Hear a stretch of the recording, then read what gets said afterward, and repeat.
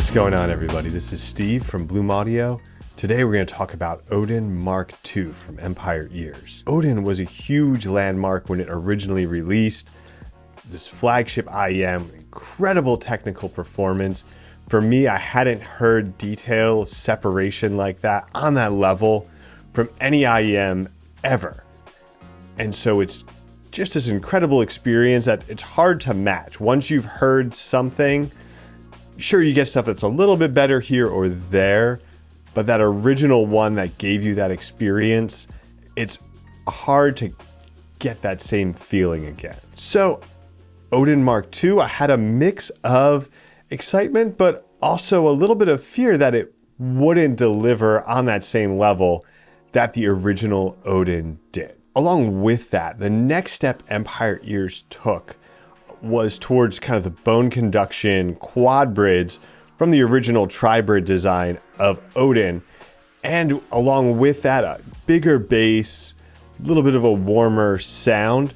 And there was a sense they were trying to capture that speed, detail, and articulation of Odin, but use the bone conduction drivers to give it this thick, low end. So kind of having tuned my ears into Raven or their recent collaboration with Astle and Kern, Novus. Going back to Odin, I was a little surprised to find that they didn't just go back to the Odin name, they went back to that tuning style in spite of throwing all those drivers in there. So we're going to take a closer look at Odin MKII, what exactly it is, how it connects to the original, who it's for, and should you buy it.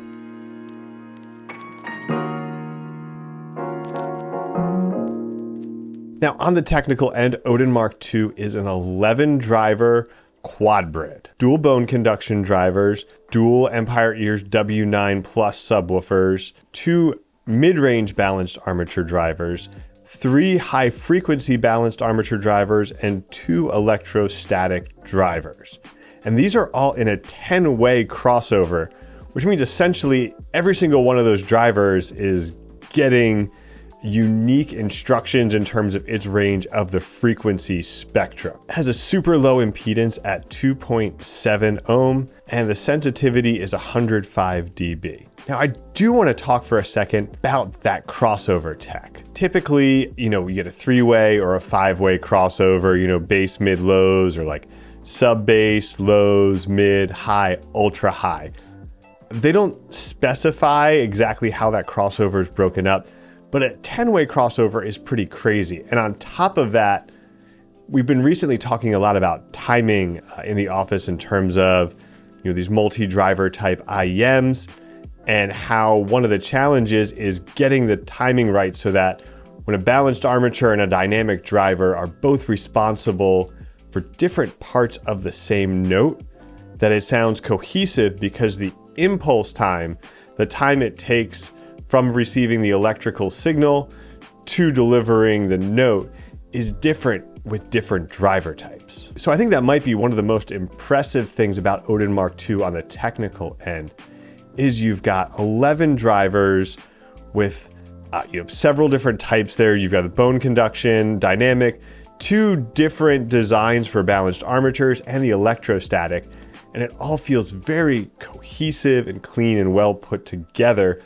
You don't get that sense of having timing mismatches or other things that take away from that presentation. I should also note that in spite of that low impedance and relatively high sensitivity number, Odin MKII does seem to really like getting a lot of power. Even if you have it on lower volume, like I plugged it into an OTL tube amp and I thought it sounded awesome. With DAPs, it does seem like it wants that high gain mode, and there's something extra that gets unlocked with better amplification in whether it's in a portable amplifier or even with desktop power. To get the best out of it, you do want a little bit of extra power there. We definitely need to talk a little bit about this design as well. So if you're familiar with Raven, Empire Ears' previous flagship, it used a resin shell. They went with a really thin shell, I think, for the sonic properties of it, but ended up having some issues once those got out into the wild. With the shells breaking And so there was, a compromise there on the durability of it versus getting the shell right for those sonic properties. Odin MKII kind of just lets you forget all about that. It's got an aluminum shell along with a gold-plated faceplate. Now, this faceplate looks super cool. It's got this like etched, Empire ears and Odin logos, but like sort of Norse runic type stuff on there. I don't know what any of it means, so hopefully as somebody who understands that isn't very offended by whatever Odin says on there. Honestly, it looks amazing in person. It's a little bit much to be walking around with that in my ears for sure, but I love it and it's very well made. If you take a close look at it, it's clear that there was a great deal of skilled craftsmanship involved in building this. And the general build and design is just great on the IEMs themselves. Aluminum shell was a good move. I find it to be very comfortable, probably a touch more comfortable than Raven, definitely more comfortable than Novus.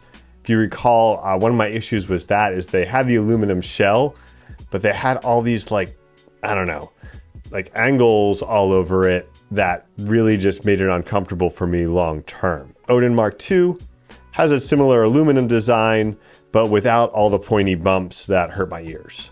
The included cable is called the Kvasir. I can't pronounce it. Kvasir. We don't have like a KV sound in phonics in English, so somebody can help me out with exactly how that's supposed to sound. But this is a really cool cable. Copper, silver, gold conductors kind of woven up in there. I think the feel on it is a slight upgrade from the Raven's cable. Empire Ears tends to deliver really great cables from a, materials perspective in their IEMs, but I haven't always been the biggest fan of the feel, the memory, and that sort of thing. So this does feel pretty good and doesn't have quite as much memory or other potential issues as the Raven cable. Where Odin MKII does get interesting to me is in terms of the sound. Now, I looked at this graph and I have to say it's not exactly what I'm hearing. If you compare it to, something like the Raven graph, you can see there's quite a bit of bass that's, in Raven that's not here. So if you listen to Raven and just thought this thing is overwarm and bloated in the low end, Odin is definitely kind of going to be the one for you, which we'll talk about in a minute. But the overall sound design is very much a reference-tuned IEM, more neutral than what we've been seeing from Empire Ears. If you looked at Triton or Raven, or even, again, Novus, that collab IEM with Astel and Kern, this is kind of that back to basics type of design that Odin had, again, coupled with that really complicated driver setup to deliver a really strong implementation of a very simple classic sound. So who exactly is Odin MKII for?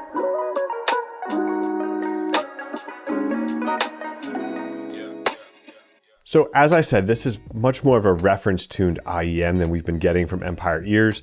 Now, no, it's not in a perfectly flat tuning, but the bass is much more reserved and controlled than much of their recent offerings, if you're thinking about Triton maybe. And that upper end is well put together as well. It's well balanced out with the low end. There's a little bit of a bump in that mid-range section, upper mids. And the treble has a very good extension and air on there, but it's, doesn't seem bright to me. It does sound a little bit bassier than that curve looks to my ears. Sometimes that's a function of, bone conduction drivers where you've got to get the rig just right to fully understand what it's doing. But definitely in listening, it's not that bassy. Now, when I say it's not that bassy, I want to make the differentiation between quality and quantity here. The quantity is very conservative and well balanced. The quality is incredible. This is some of the best bass, the combination of that low end extension for the rumble, the texture and detail you're getting in the bass, and then the impact when it's there. When it's on the recording, if there's kick drums, those kick drums are gonna hit and they're gonna feel, you're gonna feel the, the texture of the drum head with the texture of the mallet up against that. It's really incredible delivery of the bass there. It's just not a ton of it, and you could EQ a little bit more in there, no problem. I did that with my RME DAC and really enjoyed adding a little more bass to see if I could sort of tune that up to Raven levels there. That was pretty cool as well. In the mid-range, super clean, super detailed. Vocals are slightly forward, not extremely so, but some of those vocalists that you use to test like how's the sibilance, how's other stuff. Bob Dylan might be a little bit annoying on this particular set, but it's also going to give you a great delivery of those great vocal performances that will bring out that emotion and detail in the vocals a little bit more. Going up to the treble, the top end feels fast, engaging, a little bit aggressive. Things like cymbal crashes, they hit hard and fast and they feel physical, a little bit visceral, where certain tracks I was like, man, like that cymbal crash hurts a little bit, but not in a bad way, almost like in a way that if you've ever been in a room where somebody slammed on a cymbal, it hurts a little bit. And Odin MKII gives you just a taste of the pain of being in the room with somebody actually slamming on the cymbals if you've got it cranked up. In terms of the soundstage and imaging, now I don't hear this as wide as maybe Novus, but I do hear it being much more precise. The precision in the imaging was incredible. This holds true both in terms of an orchestral piece. If you're listening to that Hans Zimmer film score with like a 200-piece orchestra, it feels so incredibly well defined. Or if you're listening to, some classic rock or whatever else it is, that room just feels so realistic, and the placement of instruments and musicians in the room is just very lifelike. There's just a great sense of realism in the presentation that your eyes are closed and you're in the room with the band. So all that to say, I think the person this is really for, other than obviously the person with $4,300 in their bank account set aside for making a very wise audio purchase here, is somebody who wants that just realism in their IEM. They want to hear, again, that sort of engineer's seat mix of the sound. You're right there in the control room. You're hearing everything live as it happens, where it is. Odin MKII is going to give that to you. And I think the distinction here between the original Odin is there is a better width to it. Using the bone conduction, I think it better represents the space. Listening back, the original Odin had this great separation, but it didn't necessarily define the space as well. I think the bone conduction really helps with that. And it generally just feels more tactile and holographic than the original Odin did. I think that's kind of the big upgrade, is there's a sense of realism, a sense of the sound stage and the delivery of the space. That's just a big step up from the original Odin. And I will say, I think the bass is just significantly better done here than the original Odin. Original Odin had sort of flashes of brilliance in the bass. I found, again, for sheer quality, Odin MKII was just absolute brilliance from start to finish. Pretty much any song I turned on. Okay, so it's pretty clear that I like this one. I will say it was a grower. The first time I put it in my ears, again, I think there's that element of brain burn-in. You've been listening to heavier, bassier IEMs.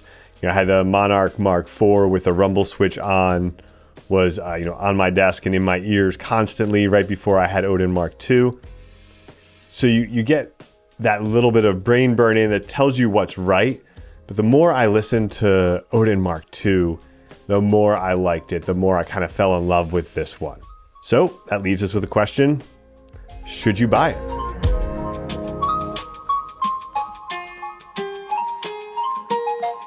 Now, of course, when we're talking about these premium flagship IEMs, we can talk a little bit about diminishing returns, right?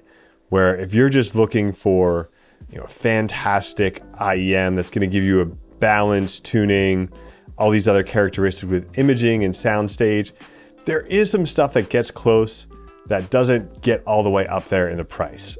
First thing that comes to mind is Icelab Spectrumica. A lot of the characteristics of the imaging I feel like are like 90-95% of the way there in Icelab Spectrumica. Spectrumica doesn't quite hit the level of quality on the bass that Odin MKII does, but it has a little bit more quantity of bass. I also feel like just the general balance is better in Odin MKII as well. But if you're looking for something in the same vein, in the same ballpark at half the price, I would definitely check out Spectrumica for that. Of course, the big elephant in the room here is Empire Ear's own, very similarly equipped Raven. As I've already mentioned, the first difference you'll notice between Raven and Odin MKII is in the bass. Raven just has a lot more of it. And going back and forth, Raven does feel a little bit darker, as a Raven should, in that, just that the elevation of the low end, there's more warmth. And, again,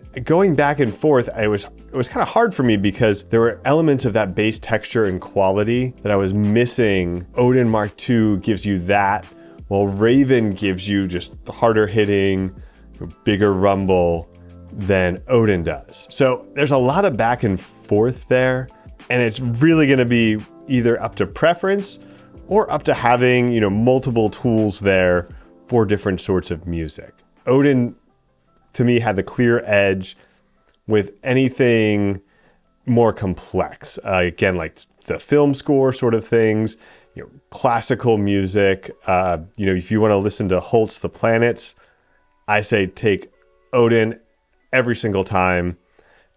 Most modern, movie scores still going to be Odin every time, with a couple exceptions where Raven's low bass on, something that's got more electronic elements, like the Blade Runner soundtrack or something like that, I could say, okay, yeah, take Raven here, but for the most part, that's where Odin is going to really thrive. With more pop, rock, hip hop, that sort of thing, Raven is going to have a little bit of an edge.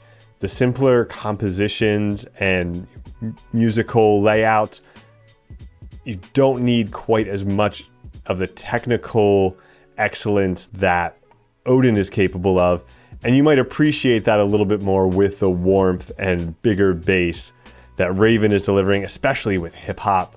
I did feel like that might be a weak spot for Odin MKII, is hip hop. Again, if you're not going to EQ it. I did mention sources earlier with Odin, and I do think sources are important on this one. As I mentioned before, that sense of having 11 drivers and a 10-way crossover and feeling incredibly cohesive. I think that some lower quality, DACs and DAPs, you do lose some of that. What seems to be really important here is that sense of timing, where if you're giving it, DAC with attention to the clock and that end of the digital processing, Odin MKII performs a lot better. I think with that's one of the first things I feel like goes on some of the lower tier items. That's a lot of times why single driver type IEMs sound better across the board, because there's less reliance on any kind of timing mismatch is going to create that lack of cohesion. And that's something I felt where with like a DX180 or a FIO M23, I felt like I lost some of that cohesion. Vocals felt a little bit muddled, which makes sense, I guess, on some level with all those drivers. So there is an element here. If you're planning on listening to this with the Apple dongle, don't really think you're going to get the best out of Odin. Really, my best pairing, regrettably, I did not have the SP4000 on hand to check that out for sort of the ultimate summer 2025 flagship experience. But the PD10, their other recent release, that was probably my favorite in terms of symmetry. There's a little bit of warmth in the PD10, which does kind of play into Odin MKII's more reference tuning. That was incredible, but you're gonna wanna be careful there with those combinations. It does need something that's kind of that next level type of DAP in terms of the internal design and attention to those smaller details in the digital processing. So overall, what I think Empire Ears did here is kind of like a 4K remaster of the original Odin. It hits most of the same notes in terms of the tuning, but it takes everything up to the next level. The clarity, the detail, and especially that presentation of the bass along with the soundstage and sense of realism there. It just takes a big jump over the original Odin on the technical end while preserving all the things that made it a classic. So yeah, I think this one is going to be a really big hit, and I'm going to sign off so I can get back to listening to it. Thanks for watching. You can check out Odin MKII and a lot of other great products at bloomaudio.com. Be sure to like and subscribe, and we'll be back soon with more high fidelity audio content.